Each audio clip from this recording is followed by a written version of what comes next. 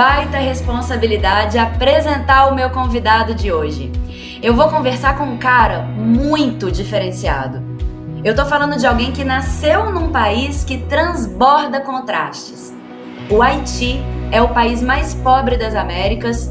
Por outro lado, foi o primeiro a conquistar a independência no Caribe.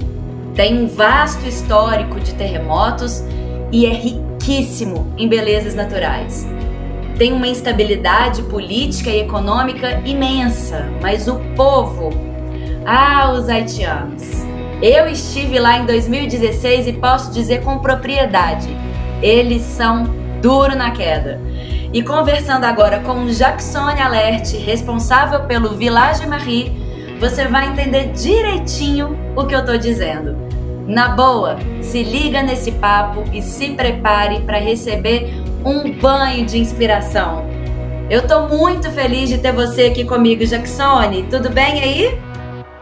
Tudo maravilha, Silvia. Eu que estou muito feliz por estar conversando com você, por essa ligação que eu conheci o tio Flávio, né, que me conectou com você e hoje estamos juntos empreendendo aí esses projetos todos. Então, estar aqui com você, Silvia, é uma felicidade imensa. Muito obrigado mais uma vez, viu?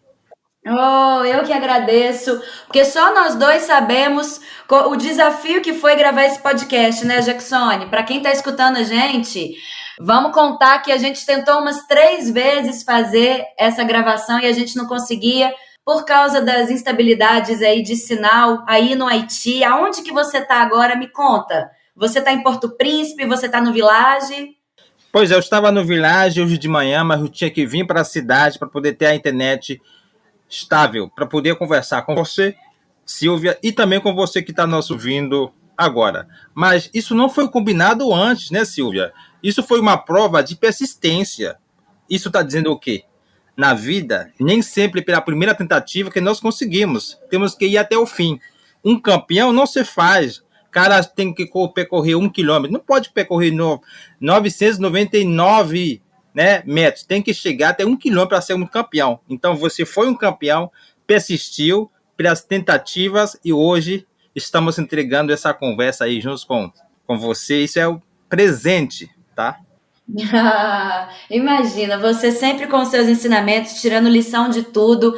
Vamos contar um pouquinho como a gente se conheceu. Você já introduziu aí, né, que foi o tio Flávio, grande tio Flávio, que gravou comigo o meu primeiríssimo episódio aqui no Na Boa. Foi com o tio Flávio, ele é muito inspirador, ele é muito importante para mim, então tinha que ser com ele, né, assim, o primeiro episódio, e foi ele que nos conectou. Mas me conta, Jacksone, como é que você, haitiano, com a sua vida toda aí no Haiti, tudo caminhando aí, veio parar no Brasil, veio conhecer o tio Flávio, tá falando aí o português, me conta um pouquinho como é que foi essa história. Olha, eu nasci numa comunidade muito pobre, onde você não tem absolutamente nenhuma referência.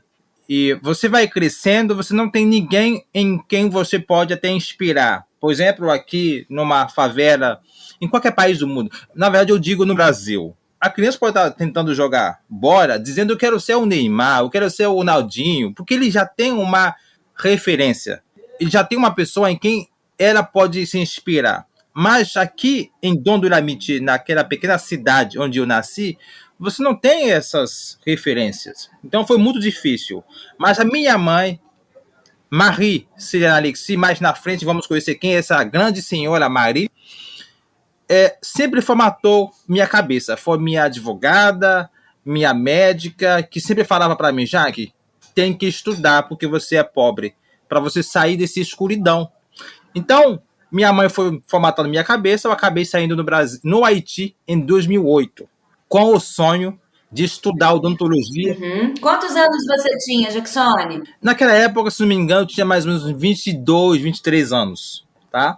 Tá. E aí, minha mãe formatou minha cabeça com essa palavra de educação e acabei saindo do Haiti para ir para o Brasil estudar, primeiro, a língua portuguesa na faculdade de letras da UFRJ, no Rio de Janeiro, e depois para começar a estudar odontologia, de 2009 até 2010. 2010 chegou o primeiro evento triste da minha vida, o terremoto, que todos nós já sabemos. E aí eu falei uma frase, Silvia, para você que está me ouvindo aqui, para você ver como que estão sendo as coisas. Eu vou trocar de curso, sem saber as dificuldades que tem ao meio desse caminho de estudar engenharia, mas com o objetivo de eu tentar dar uma contribuição para o país. Não é porque eu sabia de que, por exemplo, odontologia não serviria. Não, foi uma intuição simplesmente. E aí, em 2016, mais uma vez aconteceu o furacão que destruiu ainda o país. E você esteve lá em 2016, você presenciou como que é a estrutura precária do país. Foi nessas datas todas, nesses anos, que eu acabei conhecendo também o tio Flávio. E lembrando que ele estava de viagem, dizendo para uma outra amiga dele, ou já, sem me conhecer antes, olha, já que podia ficar no meu apartamento, fazer, porque eu estava de passagem em Belo Horizonte. Eu acho que foi incrível. E me mostrou o tamanho do coração dele. E aí eu fui parar em BH conhecendo o tio Flávio. Então a minha história é uma história misturada com muitas outras histórias. E aí eu fui construindo no Brasil tio Flávio, Silvia, dona Cláudia, dona Euze, a Betânia, a Letícia, com muita gente ao meu redor, tentando caminhar juntos comigo em prol de um sonho que eu vou compartilhar com vocês. É esse presente que você está me dando, dividindo seu tempo comigo, eu vou compartilhar com você esse presente desse projeto que eu carrego, que é o nosso grande sonho. É isso que nos agrega tanta gente boa ao nosso lado. Então foi assim que eu saí do Haiti, vindo para o Brasil, conhecendo milhares e milhares de pessoas como você, Silvia, como o tio Flávio e tantas outras pessoas, viu? Aham. Então você veio para fazer odontologia. Aconteceu o terremoto no Haiti em 2010 e depois em 2016, que realmente eu estive lá em 2016 Pois e é. eu vi de perto. Engraçado, né, Jacksone? Porque em 2016 eu ainda via as consequências do terremoto de 2010. A gente não sabia se a gente estava ajudando ali o terremoto que tinha acabado de acontecer ou se era o de 2010 ainda. Tudo muito complicado, foi tudo muito intenso. O estrago foi uma coisa assim imensurável, né? E aí você aqui, aflito, sabendo que seu país estava passando por essa situação, a sua família também, você resolveu mudar para qual curso? E aí eu resolvi, porque assim, a história é exatamente essa, né? É um país que vem com a nossa cultura de vamos tampar os buracos, né? A gente não reforma a estrutura, a gente pinta a estrutura, né? Vamos dizer assim, né? Até porque você foi em Uhum. 2016, mas você estava tentando consertar o problema de 2010 com o terremoto, né? Sim. Então, essa história toda de mudança de curso para engenharia civil na Universidade Federal do Rio de Janeiro foi uma decisão de que eu precisava ter uma ferramenta para poder dar uma pequena contribuição diante daquela destruição toda que todos nós sabemos e vimos no Haiti, principalmente em Porto Príncipe. Foi muito difícil para mim, até porque eu explico isso com muito entusiasmo, de que eu reprovei 2 vezes cálculo 1, tirei 0,5, reprovando com louvor, né? E engraçado, depois eu virei monitor, né? Porque isso mostra a capacidade da persistência do indivíduo, do ser humano, né? Quando você quer alguma coisa, você constrói seu caminho. Nada é impossível. As coisas são difíceis, sim, parecem até impossíveis, mas eu acho que quando a gente quer, a gente cria alternativa, a gente cria uma musculatura para fazer acontecer. Então, a engenharia, para mim, tem sido uma ferramenta para poder chegar até as pessoas mais distantes da ponta, que não têm capacidade de resposta financeira, resposta técnica. Então, é isso que me faz escolher engenharia civil e hoje sou muito feliz com a minha profissão. Não é porque eu sou engenheiro que está ganhando muito dinheiro, mas eu sou engenheiro que está conseguindo salvar ou pelo menos impedir alguns catástrofes aí quando tem esse tipo de desastre, como terremoto, como furacão, inundações e por aí vai. Então a gente está prevendo o problema antes de a gente tentar recorrer, que tem sido a cultura do Haiti. Aham. E aí, eu acho que você tocou num ponto importante, porque a gente vê essa destruição toda que esses fenômenos causam, mas é muito também por causa da fragilidade das construções, Exato, né? É pela forma como as cidades foram construídas, seja o material, seja o projeto, como ele foi concebido também, né? E aí você leva uma nova proposta para o Haiti, não é isso? Na sua volta. exato. Então, eu vou tentar fazer um exercício, tentar testar a capacidade de imaginação de você que está me assistindo agora. Imagina você está construindo uma casa aqui no Haiti.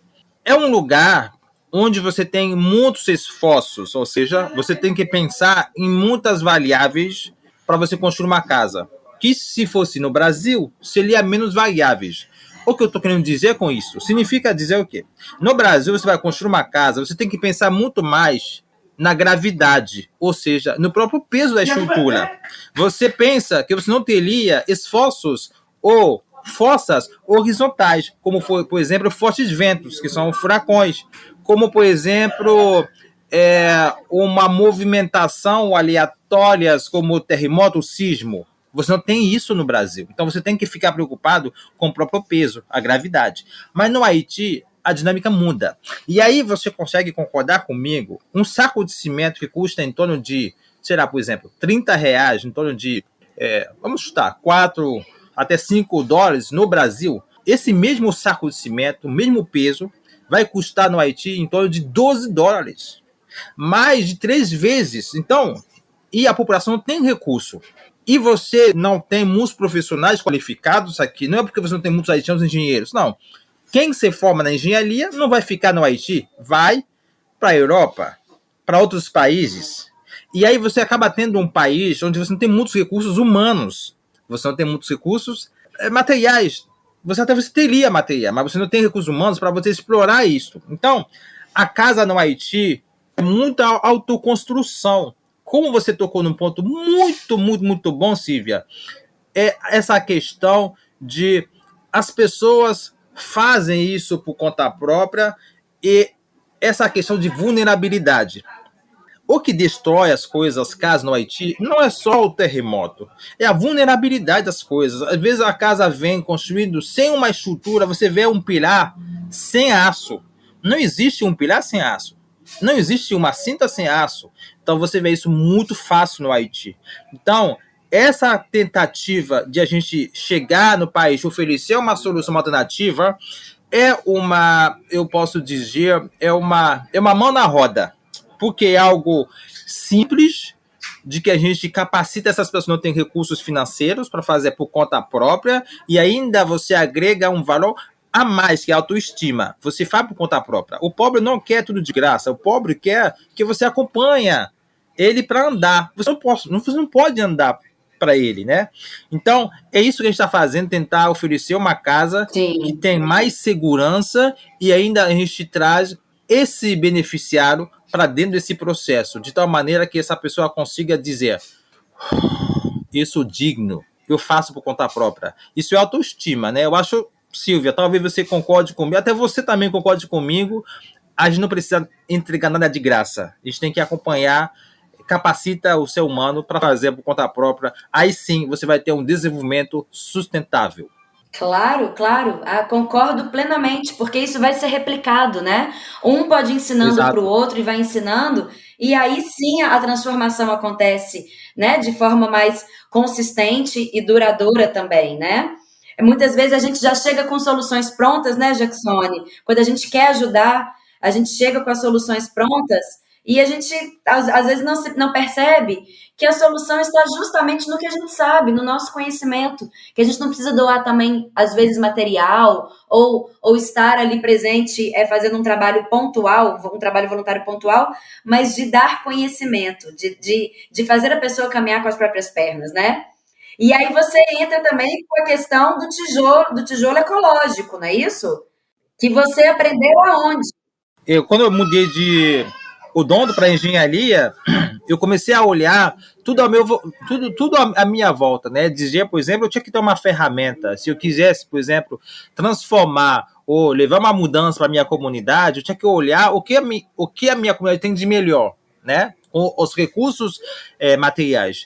E lembrando que em 2016 eu fui para o Haiti, peguei uma amostra do solo né, da minha comunidade, que é o dono do Lamitier, eu levei para o Brasil. Inclusive, eu pensei, quase eu fui preso no aeroporto lá de Porto Príncipe, porque eu peguei o solo, eu coloquei lá numa camisa, eu fui colocando a minha mala. E quando eu fui passando lá, e o pessoal da segurança fica buscando, né, alguma coisa errada da minha mala, e viu o solo de repente. Falei, moço, o que é isso? Isso é droga? Eu falei, não, droga não. Eu falei, sim, você tá enganando a gente aqui, cara. Vem pra cá. E foi, me isolou. E aí foi vendo, testando, e falei, por que, cara? Ele falou, não, é porque é um só da minha comunidade, eu vou levar para o laboratório da UFRJ para poder fazer um estudo. E falei, mas você tem uma carta? Eu não tinha, né, Silvia? Eu não tinha uma carta. E aí foi muitas conversas, vai e vem, e aí eu acabei convencendo ele e me deixou passar. Tinha era boa vontade, tinha vontade, né, Jackson? Exato, exato. E aí falei, bom, mas você parece ser doido. Eu falei, não, eu não sou doido, não. Mas eu queria, sabe, né, assim, eu queria que esse cara que me questionou lá no aeroporto fosse presente hoje para ver essa transformação que estamos fazendo hoje, com tantas casas que estamos construindo, a pousada, com aquela pequena ideia de pegar o solo e passar no aeroporto. Então eu levei para o Brasil solo, e a gente estudou solo, a gente foi desenvolvendo uma dosagem, não é porque o tijolo ecológico é a propriedade nossa, não, a gente está aperfeiçoando a tecnologia, porque ela já existe no mercado, só que a gente está tentando trazer uma certa simplicidade para a dona Teresa, que não tem educação e instrução nenhuma, pode usar facilmente, e estamos acertando. Então, esse tijolo ecológico é um elemento, né, Silvia, que desde na exploração, ou seja, na forma que você está pegando o solo na natureza, que mostra uma certa facilidade, um prazer, você junta uma comunidade inteira para estar fazendo esse tijolo, a prensagem, você está usando uma máquina manual que não gasta de energia elétrica, e essa dinâmica ainda é muito interessante numa pequena comunidade onde você não tem acesso à energia elétrica. E aí, e quem faz tudo isso não são pessoas qualificadas, são os próprios beneficiários das casas. E elas sabem fazer por conta própria. Toda essa dinâmica do controle. Olha, a dona Euze, a dona Teresa, hoje, ela faz o controle de qualidade dos tijolos ecológicos, ou seja, como que esses tijolos podem ter boa resistência, né? Então, é uma senhora que nunca teve uma instrução, mas ela sabe, ó, esse tijolo está abrindo, tá trincando. Fala, eles botam muita argila ali lá dentro. Então, a dona Teresa sabe tudo, isso é muito incrível. E essa dinâmica, desde na fabricação desse tijolo ecológico, você junta a comunidade, né? E você faz, né, Silvia, a inovação de base, que é justamente tirar um conhecimento complicado na universidade para uma comunidade carente, que é a inovação de base. Então, você acaba preparando a base com essa ferramenta, com esse elemento do tijolo ecológico. Você junta a comunidade. Você percebe, as pessoas não têm confiança entre si. A Silvia não quer trabalhar com o Jaque, porque acha que o Jaque é um cara de mal, o Jaque não quer trabalhar com o Lucas, com a dona Teresa, porque, sabe, não tem confiança entre si. E a transformação, a mudança não vai chegar. Então, o tijolo ecológico, além de uma ferramenta construtiva, que é muito interessante, mas ele permite que você junta uma comunidade que está em conflito entre si. Então, a gente aproveita e faz uma educação dentro dessa inovação social. E esse método construtivo é maravilhoso, porque a casa consegue ter uma certa flexibilidade, facilidade construtiva. Você vai enfiando vergalhão de aço e de tal maneira você vai ter uma casa que vai funcionar como se fosse uma bola, né? Vamos dizer assim, uma bola de futebol, ou seja, uma casa robusta. E quando já tiver um terremoto, a casa vai sacudindo, pelo menos vai te avisando que vai cair. A casa pode cair diante de um terremoto, diante da intensidade de um terremoto, mas pelo menos não vai ter um colapso brusco, ou seja, acontece agora o terremoto e a casa cai. Não, ele vai te avisar pelo menos que vai cair. Então, é isso que é a magia do tijolo ecológico que nós trabalhamos, que eu amo muito. Eu acho que é uma ferramenta que eu descobri para transformar minha pequena comunidade. Assim que a África do Sul fez com o rugby, né? Com o jogo rugby que o Nelson Mandela usou para juntar os brancos, os negros, essa questão do apartheid, né? Segregação racial. Então, hoje, nós encontramos o tijolo ecológico para transformar e, de fato, entregar a primeira comunidade autossustentável e inteligente do Haiti. E você teve essa prova, né, ô Jacksone, no ano passado, infelizmente com outro terremoto aí que acometeu o Haiti, e a sua comunidade ali, ela foi inteiramente destruída e as únicas casas que ficaram de pé foram as casas do Village, foram as casas construídas com esse tijolo, que é esse trabalho que você faz aí, não é isso? Exato. E aí a gente acaba aproveitando para contar a história. A gente nasceu no meio desses problemas todos em 2016, né? Com essa destruição através do furacão Matthew, né? Você esteve no Haiti. Uhum. E aí eu estava na faculdade e falei, vamos dar uma solução muito mais sistêmica. Não é, tipo, tampando buraco, né? Porque depois de um desastre, que seja uma inundação no Brasil, um terremoto no Haiti, o que for que seja, a gente tem que percorrer da água agora, né? Comida agora, hoje, né? Nos próximos 2, 3 meses, tem que começar a replanejar as coisas para a gente evitar piores, né? Nos próximos anos. Então, em 2016 nasceu e a minha mãe maravilhosa, Marie, que eu prometi que eu ia falar sobre ela, antes mesmo que eu fechar, que eu explicar essa questão aí da dinâmica aí do terremoto em 2021, do ano passado, né? Que a Silvia falou muito bem com vocês.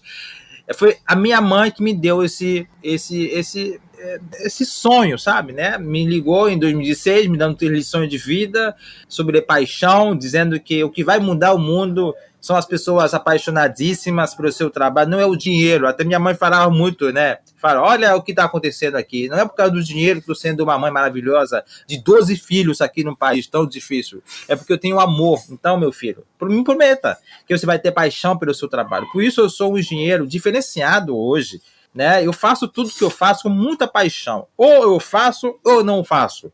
Então eu me entrego 100%, né? Eu passei para o Brasil, conhecendo muita gente que poderia ficar, né? Eu teve até proposta de trabalho, mas eu resolvi vir para cá com a lição da minha mãe sobre paixão. Foi a primeira lição. E a segunda lição foi sobre a educação, do que você vai conseguir resolver seus problemas com maior ou menor facilidade se você tiver mais educação. Por exemplo, você tem aqui o Lucas, está dando esse suporte técnico, porque ele é bem instruído, ele é educado em relação com isso. Então, é isso que vai fazer com que ele resolva nosso problema, caso que tenha alguma falha aqui, né? Então, minha mãe sabia isso muito bem, que a educação vai abrir as portas. Segunda e a última lição da minha mãe foi sobre identidade. Quem você é, Jaque? Assuma para o mundo que você nasceu em Dom do Lamiti. E aí minha mãe me fez entender o primeiro segredo da vida. Em vez de você ficar escondendo a sua originalidade, você tem que dizer para o mundo quem você é. Não é porque eu tenho um amigo meu. É difícil, eu sei que eu vou falar uma coisa aqui que eu não deveria falar, porque muita gente pode estar ouvindo isso, mas eu sou um adulto, eu não tenho nenhum problema com isso. Um amigo meu já namorou uma menina brasileira escondendo sua nacionalidade, por exemplo. Então o cara acaba recusando sua identidade do que ele é haitiano, né? Então minha mãe me ensinou muito bem sobre paixão, educação, identidade. 3 dias depois, Silvia, minha mãe, Marie, faleceu. E aí eu comecei a entender de que eu precisava fazer alguma coisa, ligar os pontos, e aí eu criei esse projeto para poder homenagear minha mãe e lembrar essas 6 lições, né, sobre paixão, educação e identidade. Nasceu o projeto Village Marie, que visa, na verdade, reconstruir essa pequena comunidade que foi destruída em 2016, com essas pessoas que nós temos como recurso humano, e com o que nós temos de melhor na comunidade com os recursos materiais. E aí começou essa ideia do tijolo ecológico, usar as madeiras, tudo que nós temos aí. E aí a gente foi fazendo as casas robustas. Em 2021 aconteceu um terremoto com uma prova da nossa tecnologia. E as nossas casas foram as únicas na comunidade que ficaram em pé. Isso provou do que estamos no caminho certo. E tudo isto está sendo possível não só com as pessoas de Dom do Lamiti, mas com as pessoas do Brasil nos apoiando todo mês para fazer acontecer essa revolução. Inclusive, né, a Silvia Castro, você é uma das pessoas a nos apoiando todo mês. Nós agradecemos, tá?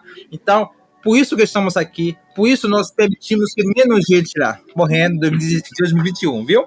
Sim, não, é por tudo isso que você falou, que sempre quando eu te escuto, eu fico muito encantada com a forma como você enxerga o mundo, como você une aí todos esses 3 pilares que você falou aí, da identidade, da educação, de como que você conseguiu unir tudo isso Exato. em um só projeto e que ele está sendo tão revolucionário e tão importante, mesmo num país com tantos desafios, sabe? Então, te conhecer e conhecer o projeto do Village é não ter dúvidas de que realmente a gente precisa apoiar o seu projeto, de que eu sou, assim, Eu sou madrinha do Village com o maior orgulho e prazer do mundo, porque eu sei o quanto isso realmente pode e já está mudando vidas, né? Então, isso é que é o mais, que é o que Exato. realmente encanta, o Jacksone. Engenheiros existem aos montes, dificuldades existem aos montes, projetos para ajudar no Haiti existem aos montes, como existe em qualquer lugar. Na esquina da minha casa também existe. Mas essa visão que você passa, porque eu acho que você entrega muito mais do que moradia. Você entrega justamente a esperança que falta para essas pessoas. E aquela palavra de incentivo e delas acreditarem em si, né? Era essa pergunta que eu ia te fazer.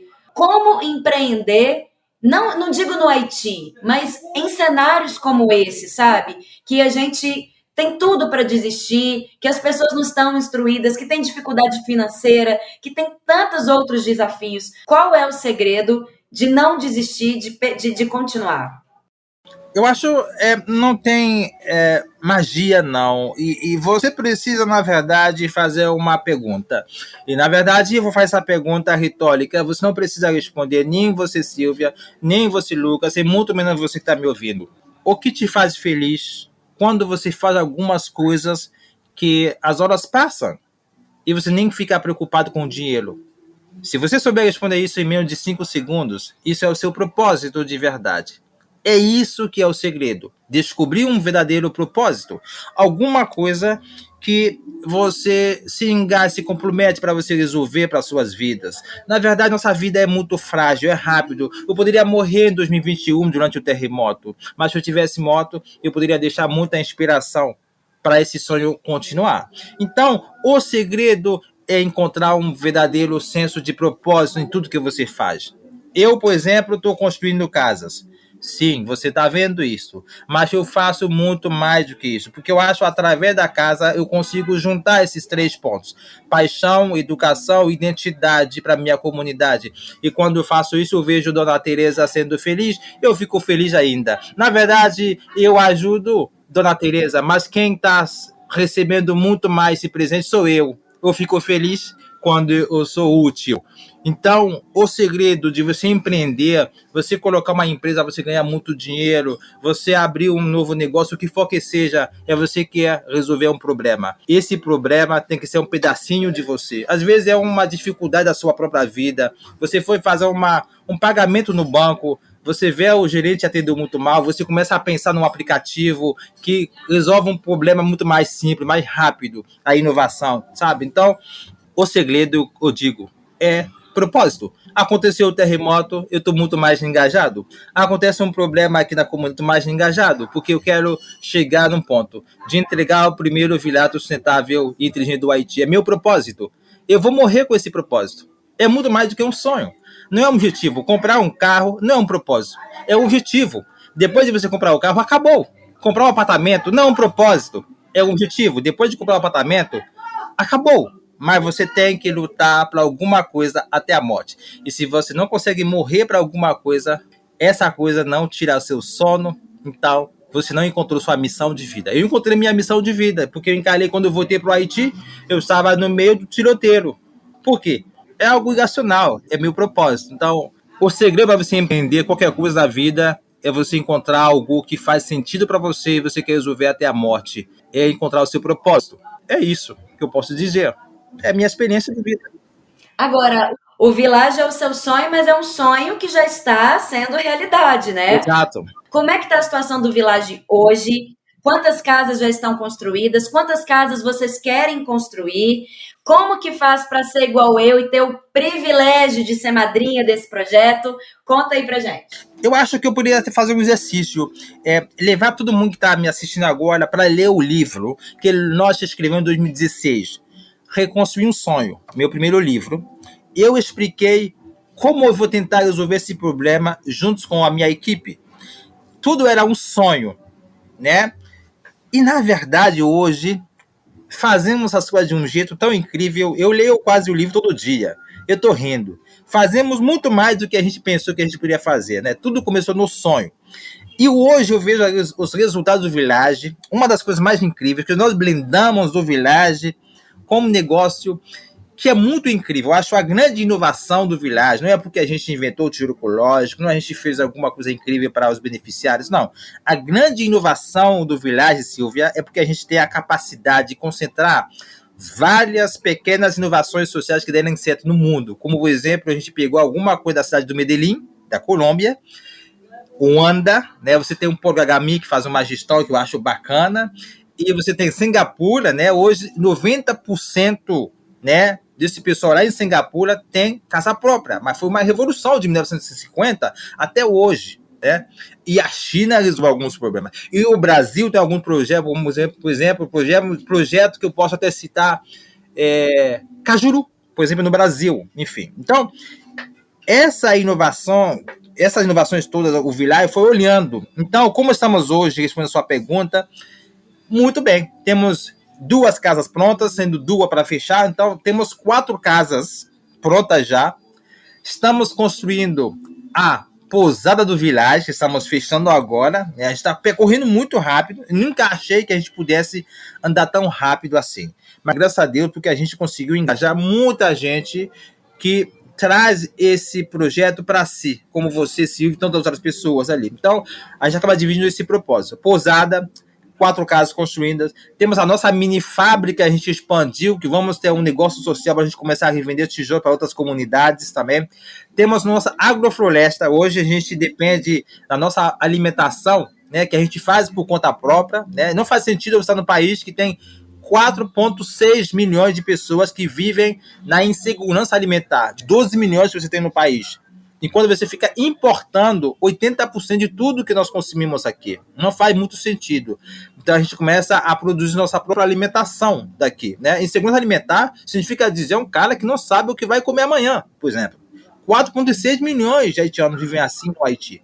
Então a gente investiu na nossa agrofloresta para a gente ter a nossa própria alimentação e, obviamente, temos excedentes que a gente revende para outras comunidades e com esse recurso a gente consegue comprar mais cimento e aço, por exemplo. Então é um negócio social que está blindando o Village para nós tornar o primeiro Village sustentável e inteligente. Eu não posso esquecer de falar sobre a nossa padaria também. A gente fabrica o pão, a gente tinha que comer o pão duro às vezes, né? Porque nós não tínhamos o pão na comunidade, então a gente faz isso, né? Então tudo isso é o resultado do Village e a gente tem um jardim experimental que a gente planta um pouco de tudo. Temos aula de dança no Village. Então, hoje, a gente, de fato, está tendo o formato de uma pequena cidade, que eu acho que me deixa muito feliz. E, olha, Silvia, a gente passou por um momento muito difícil, como, por exemplo, o país quebrado, que não tem um governo. Então, imagina você empreender num país como o Haiti, que não tem um governo. Você não consegue fazer o mais importante, que é o planejamento. No Haiti, não adianta você liderar, não adianta que você administra com planejamento. Todo dia você tem que redefinir seu planejamento. Você pode agendar uma atividade hoje e você vai ter que refazer porque vai ter manifestações hoje. Você não pode passar nesse troço de caminho. É muito difícil. Você tem que ser muito criativo para você empreender no Haiti, como se empreender fosse uma equação. Onde no Haiti você tem 5 variáveis. No Brasil você tem 2 variáveis, por exemplo. Sempre vai ter mais variáveis para você controlar no Haiti. É muito difícil, para não dizer impossível, viu? Então, o Village hoje está com esses resultados que está me deixando muito feliz e minha equipe de que estamos caminhando na direção do que a gente prometeu para fazer realmente de um espaço que concentra muitas inovações sociais para resolver esses problemas sociais todos e para tornar o primeiro no Haiti antes que o Haiti explode. Porque a qualquer momento, do jeito que eu vejo esse país, ele pode explodir. E você está acompanhando o que está acontecendo. Nem um gás você consegue fazer. Você tem dinheiro, mas você não consegue comprar o gás. É porque eles controlam tudo ali. Então, é muito difícil. Então, em termos de resultados, somos assim, né? As casas construídas, pousada, e o galinheiro, padaria, e a gente tem água, né? Pela primeira vez, assim. Então, são muitos resultados. Vale a pena você vir visitar para você ver o que eu estou falando, tá? Sim, pois é. Vamos deixar aqui, ó. Quem quiser conhecer o Village, é o Village com 2 L's, Village Marie, o Marie é M-A-R-I-E, Village Marie Haiti, que lá no Instagram dá para conhecer, dá para ver todo o trabalho que eles fazem. Tem também o site que dá para acessar e comprar o livro, que é importante falar, né, Jackson, que quando compra esse livro dele, Exato. que eu também já li, me deliciei com ele, você também está ajudando o projeto. Tem como ser madrinha e padrinho desse projeto também, tá lá no site. Eu acho que cada vez que eu te escuto, cada vez que eu vejo uma imagem que vocês postam nas redes sociais, eu fico mais encantada com você, mais encantada com esse projeto. Fico louca para voltar para o Haiti. Quando você fala da agrofloresta, eu sei exatamente do que você está falando, porque é um país muito rico, é um país muito lindo, é um país com uma potência gigantesca, mas a principal potência, eu acho que está nas pessoas. E são pessoas como você, Jacksone, que eu tenho certeza que vai conseguir transformar e levantar esse village aí de uma forma que acho que nem você imagina, porque é muito impactante, está dando certo, não é que vai dar não, já está dando certo, e Exato. você está carregando muita gente com você está formando aí uma equipe sensacional que vai tocar isso e que vai ser realmente muito transformador e exemplo para esse país e para outros também, assim como tem sido para o Brasil, né? Eu fico muito emocionada de te escutar, muito emocionada de ter você aqui no Na Boa, Imagino. emocionada de ser sua amiga, me sinto mesmo privilegiada de ser sua amiga, de ser a madrinha do Village, e vida longa para ele e para você, viu? Eu que agradeço, eu que fico com esse orgulho, né, de conhecer uma pessoa tão verdadeira assim, que entrega, que consegue ter uma capacidade imaginativa assim, apoiando um projeto no Haiti, vendo o resultado. É um sonho, é o nosso sonho em comum. Temos um sonho em comum que é de transformar o mundo. Isso mostra quem você é, né? Eu acho apoiar o Village é uma forma de dizer quem você é. Você está dizendo que você quer transformar o mundo. Você está vendo o Jaque como o meio para você fazer essa transformação. Então eu que agradeço por conhecer você, né, pela sua simplicidade e pelas oportunidades que você tem nos dado, né? Você nos levando para a rádio, fazendo entrevista, nos conectando, ficando livro, enfim, divulgando projetos, é muito bacana, tá? Muito obrigado. É igual eu estava lendo o livro O Banqueiro dos Pobres, né, com Muhammad Yunus. Nesses dias eu vi mesmo, meu Deus, olha como que ele conseguiu resolver um problema aí, porque a gente não consegue estruturar o Village e deixar esse processo, esse legado para quando nós morremos. Eu sei que nos próximos 100 anos não vou estar mais vivo, mas o que nós estamos tentando fazer vai ficar para sempre, né? E mais, eu quero deixar uma sugestão de leitura para você que está nos assistindo. Eu sei que você vai seguir as nossas redes sociais, entrando no seu site do Village Marie, como que a Silvia falou, Village com 2 L's, tá? O Marie com E no final.